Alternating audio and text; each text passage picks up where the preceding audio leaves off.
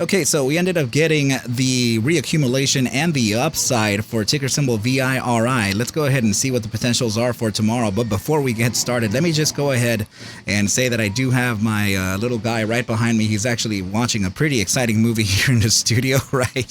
So please excuse him if he actually co-hosts here with me, right? So he's just watching, yeah. But anyway, what is up, you guys? Thank you so much for stopping by once again. This is ARCa coming at you with a VIRI technicals, raw price action, and statistical threat of analysis on this Hump Day Wednesday. Before we get started, please make sure to subscribe to the channel, like the video, and share the video with a friend so that you and them could consider joining our trading community in Discord called ARCa Bulls. With that said, let's dive right into the charts. Okay, team, so we are looking at VIRI here in the hourly chart.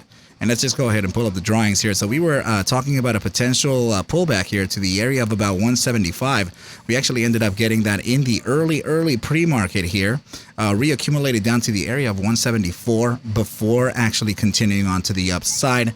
And actually we reached the high today, actually, what time was that? Right at about 6 a.m. We reached a high of about 196, right? So now, as far as the other resistances that we had, 196, this was the area that we were looking for, 199 to 205, right? So, I mean, we were really expecting to go a little bit beyond that, right? But we unfortunately didn't get it, but it's okay. Let me go ahead and show you what's happening, though, back in this chart. When we are butt up against resistances just like this, what we are looking at here is actually an ascending triangle, and that actually has a pretty nice outcome, right? Usually, well, historically speaking, right? So let's just go ahead and kind of meet the formations, just something like this, right? Yeah, just like that there. And it could, I mean, I want to say that this is the resistance here, and we are kind of butting up against it, but there's another one too. It could be this one here as well. But to be honest, I'm just going to go ahead and favor the overall resistance that I had, right? Hey, buddy. So I'm just going to put it like this. Oh, yeah, I love you, buddy.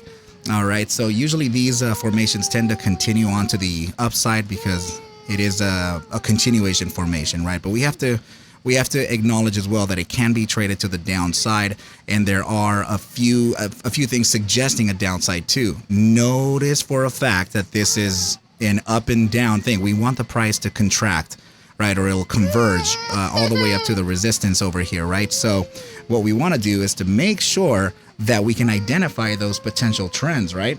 So as soon as we can get this resistance touch, oftentimes this thing comes back and validates, right? So to be very honest here, we would need one more touch of the bottom side of the support here in order for us to, here you go, buddy, sorry, in order for us to validate this support zone down here. Okay, so if we can get that support zone validation, that would in fact give us the second touch of the support, which would then be the validation of the triangle. Okay, so I'm actually revolving in circles here, trying to get you that explained. But yes, and there are three targets to identify here. Okay, so that's going to be from the top side to the very bottom side here. This would be one of the targets, right? We apply that to the supposed area of breakout, which is usually around 65 to 70% to the apex of the triangle. And that would take us to around 209, which is very confluent with the top side of this candle here. You can see it in the H, right? 209. And right from there, we have two more targets to evaluate.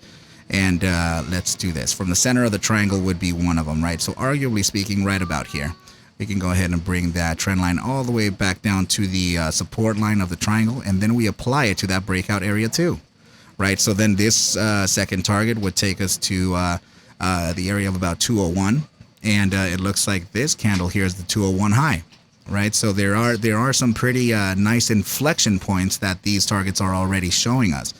And let's just say that we were to break out from this point here, right, from the 65 to 70% of the triangle's apex. Let's go ahead and apply this target as well, right? So plugging in this target takes us to about 198. And 198 would be these tops right here, right before we got that massive upside that presented a tweezer top, and then we got some bearish action, right? So that is so far what I'm looking at here, okay, team? But if I were to be very honest, there could be a pullback from this zone here in order for us to start validating this triangle here. And if it does pull back, then, I mean, it's not the biggest, it's not the end of the world, right? We're currently at about 189. and it could pull back to the area of about, I would say, let me see, yeah, maybe mid-morning session by around 181. We'll get that reaccumulation and continuation to the upside, right? So yeah, we want to make sure that we can get this validated, because this would essentially trigger a psychological upside. And this is very typical of a formation to happen when you're facing a critical resistance or a key resistance, right? So in this case, the resistance was figured at the genesis of this broadening descending wedge, which we have continuously been combating, right? So yeah, but when I put this top side target out here when we were down here, it's quite the resistance. Okay, so breaking this would absolutely need some absolute validations and confirmations. Okay, so let me just go ahead and put up the next chart here and see what we have. Right, we already looked at this. This was the top side that we were looking for. We came just shy of it. It was that 198 high from today's overall daily top, right? So that's you can see it here right at the top side in the H, right? So anyway, the last part of the analysis here, team, is the RSI, and that's actually showing us that we may be facing some type of I mean, everything is looking incredibly bullish, I'm not gonna lie, okay? But I guess the price action may be giving me that little feeling that we can get a further downside, right? But look, let's just go ahead and go over that again. And you know what we could do is actually this. Let's look at momentum on a 30-minute time frame. Momentum is suggesting a little bit of a downside here from the EMA 7, and the SMA 14 is pivoted towards the upside. Remember, the SMA 14 follows the EMA 3. So hourly time frame does have a downside on the EMA 3 as well, and a very slight downside on the bi-hourly. Hey, baby. And looking at the 4-hour, it looks like we're already getting an upside here. Okay, and a 6-hour time frame. Oh my goodness! So we're getting this up and down and up and down. So yeah, there could be a little bit of a consolidation period when we start. Sorry, guys. When we start getting signals like that, yeah, it's just, guys, the hospital visit really shifted our schedules here, and like it, I have to try to work as much as I can, even with my little boy in here, right? So apologies if he's getting in the way of your concentration, right? So, but you know, he's 3. He's supposed to do that.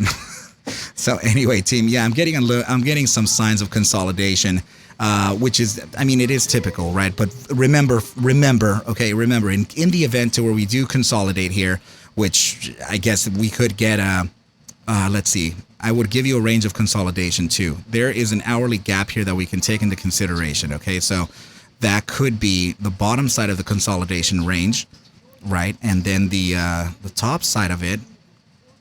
Let's see how we can do this. I want to be as precise as I can be. Okay, I would do that. Okay, so just in case, there is a consolidation range to consider, which is, I mean, obviously within our range high of about 196 to the lower area of about 182. And we could be fluctuating within this area here until we actually converge and contract all the way to the apex of the triangle, in which case we would make the decision as to, be bullish or bearish. Okay, but seeing that this is being formed during an upside, it makes this a continuation formation per the playbook rules, right? So continuation to the upside because we're reaccumulating here. Okay, so yeah, now following up into the 12-hour, the daily time frame, the 3-day into the 5-day, I mean, these are all incredibly bullish.